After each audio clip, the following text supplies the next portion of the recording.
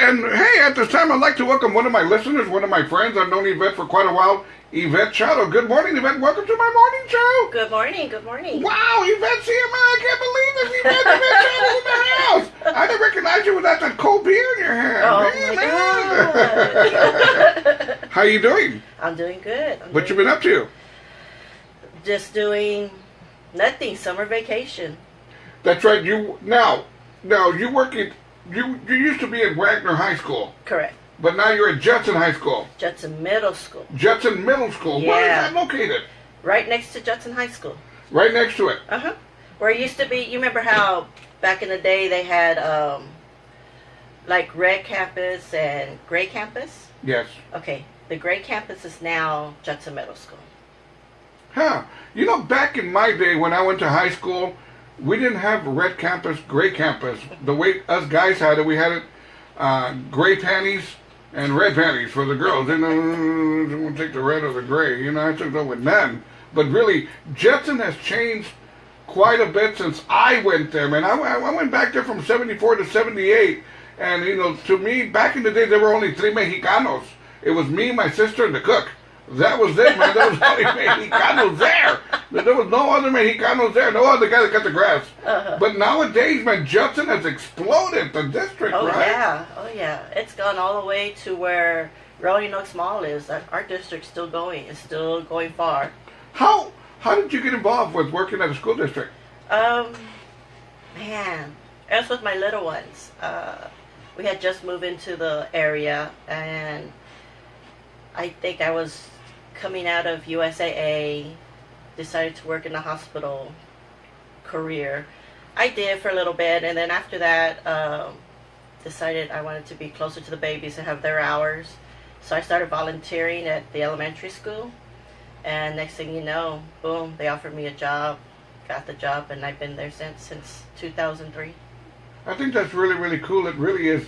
Don't you ever get flashbacks of saying, man, I remember when I went to high school. Do you ever get flashbacks like that? Yeah, sometimes I'm a lot like, man, I wish I could go back to high school. You know, my daughter, my baby Mia's mom, she's 23 years old, but back in her high school days, we really struggled for her to finish high school. I mean, it was a struggle for her to finish, but she did it, right? And now she goes, I miss high school. Shut the hell up, I tell her. Right, because we all didn't want to be in high school anymore, right? We were like, but once we're done, we move on. Then you could think back, wow, we're going to reunions and talking about this and that. Yeah, but when we're going to high school, hey, man, you know, we didn't want to be there. But I think you run across that all the time with all the kids there, right? Oh, yeah. There's some since I was in the elementary school that graduated this year. I'm like, I've been there that long. I've been at the district for 15 years already. And it's like, went to the first Wagner 10-year reunion. The first graduates, the 2007s. And me and Jerry, we went, and I saw my babies, and I'm like, holy moly. They're like 25, 26, and I'm like, what in the world am I doing? I know. I'm too old for this. I knew I was in trouble when I was going to Breckenridge Park cruising, and I saw my daughter going across the road. My Mika, that's my Mika. She's drinking a tall boy, and I used to drink a tall boy. Yeah. Now I'm drinking Gatorade. There's my other Mika. Look, there's my other Mika. Hey, my grandbaby's over there cruising also. I don't belong here anymore. But they'll do that to you. They really, really will, man. So you being working for a high school, now middle school, but you were at Wagner High School. There's a lot of news stories coming out of high schools where teachers are nailing students and students are nailing teachers. And, I mean, hey, man, it's sex fest. You know? It really is. For all. I mean, where were these female teachers when I was going to school? But I mean, I take it that the tension over there. I mean, it's got to be to where now everything's on the up and up. They can't look right, can't look left. I'm saying in a sense, everything's according to the rules with no comfort zone, right? Correct. You got to be real careful. Even just telling a kid hi or giving them a hug, make sure if you're in an educational background or you work in a school, if you're going to give a kid a hug, do a side hug, because Yeah. that could be a lot of trouble. I've got kids from God knows what. They come up and they give you a hug real tight, and you're like, okay, I'm gonna get fired. You know, Yvette, back in the day, I used to work for, I would work as a custodian at a school back in the day, and I remember, I'm a real friendly person, as everybody knows. I like to joke around and talk, but I was working in elementary school, and I was told right away to keep your distance from the kids, be friendly, be nice, but keep it there. No, don't cross any lines of trying to be over friendly. Just because you're friendly, other people will take it a different way. Yeah. One thing I was told, because I would work afternoon, evenings, and one thing I was told would be, when school was out, kids would show up and play in the playground, and they would say, they're going to ask you to use the restroom. Don't let them use it. Inside, don't let them use the restroom. Because, you know, anything can be said. Anything, do you follow me? And one day, one afternoon, it was around 5:30, 6 o'clock, some little girl comes in like about 11 years old. She goes, Mr. Robert, can I use the restroom inside the bed? I said, I can't. I'm sorry. Please, I gotta pee. I can't. Please, I'm gonna. And there I go, being nice. I said, go ahead, but I'm stepping way in the hell over there. I don't want nobody telling me anything. Yeah. But that's the way it is nowadays, right? That's just the way it is. Now there's cameras now. There's cameras all over the place. Every corner, everywhere you turn, there's a camera in the schools. Yeah. Everywhere. Now in special ed department, some of the classes do have cameras in there. And it's I guess it's the safety for the kids and for the staff members. But like I said, I mean, how are you guys with security? Security, our police departments, I think they're awesome. Have they enhanced it, put more securities in there, or not? I don't think they enhanced it. I think they're just better equipped. They have more knowledge, more experience.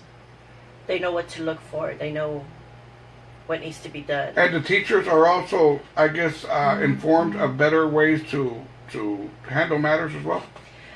Sometimes, depending on the staff members themselves. Like for me, I'm always aware. I always look for things. And you know the kids, you know, how they are, their actions. If this is not normal for them, you know something's up. Or if you have a good PR with the kids, you know, they're going to tell you, hey, Miss Poe, don't come to school next day. You know, I'm like, I ain't coming to school. You know, that's it. But some of the teachers, they do need training. They really do. Some of them really do need training. I was watching the news last night because I couldn't fall asleep, and I woke up and I said it's either midget porn or put on the news again. And I said, well, I'm tired of midget porn because it only lasts 2 minutes. So I said, I'm going to go ahead and put on the news. But I was watching what they were talking about in the news, that so far this year they've confiscated like 300 and something guns from schools. Oh, yeah. I mean, how crazy is that? That's crazy. I mean, you guys have got to be on the alert, don't y'all? Oh, yeah. Because, I mean, we all see the news. We all see where kids are doing stupid things, you know? Just to grab a headline, whatever the case. So even more so on your end, you've got to be alert. Although you guys got to be friendly and stuff, you got to keep your eyes open, don't you? You got to learn how to read the kids. Yeah. You really do. If not, you're going to get in a sticky situation. Now, how are the chingazos there? I mean, chingazos are going to be... Back in my day, it'd be two guys or, you know, throwing chingazos and they get up and that's it, they part ways. But nowadays, man, chingazos have got to be so bad. Fights have got to be so bad. People are videotaping them. I mean, and, you know, somebody's going to pull out a gun or a knife or whatever. How bad are they over there? Actually, Wagner... I mean, very rare they have anything. I think at Wagner High School, the kids are more keep the trouble outside of the school than inside of the school. I don't know about other schools, but Wagner is very rare. But they do it out of school. It does happen, but I mean, it's going to happen at any school. And I know you had told me one time you had gotten involved in one, or there was a video where you were trying to separate. Yeah. When I was working there at the high school. Oh man, 2 girls. You know, it's easy to separate male fighters than female fighters. Males, they see you, they stop, out of respect. Females, forget it. the wigs start, and all this, everything starts coming off. And once they pull their hairs, that's it. And that's the thing. Women, girls, I've always said that women, to me, have always been the hardest to separate because women are clawing, they're pulling hair and whatever. Yeah. And obviously, you tried separating the fight, and it pulled all your hair off, Yvette. I mean, I know. What the hell happened? Even so, people want to know, and I know we were talking about this earlier, but for the people who didn't listen to our conversation, there was a reason that you cut off all your hair, and you did it live on Facebook too, right? I mean, what was the reason of you cutting off your hair the way you did? I think it's cool. I think it's nice what you did. It's bold. Talk to us about this. Well, I had a friend, Brandy. She was going through some rough times. She had cancer. And, health problems that go with cancer that goes along with it. I didn't know how to support her or, what to do. So, in honor of her and to give her more support, I decided to shave my head. So, I shaved my head. I was kind of shaky about that. Sure. I didn't know how I was gonna look. I was like, man, I'm gonna look like a man now. I'm gonna have to go to Megaplex and give me an artificial one or something. I'll show y'all something. I'm not no man. So I did, and I tagged her on it on the picture so she'll see it, and she was very, very thoughtful. She was very happy, and ever since then, I'm all like, it's not just for her, this is like for everyone going through all kinds of stuff.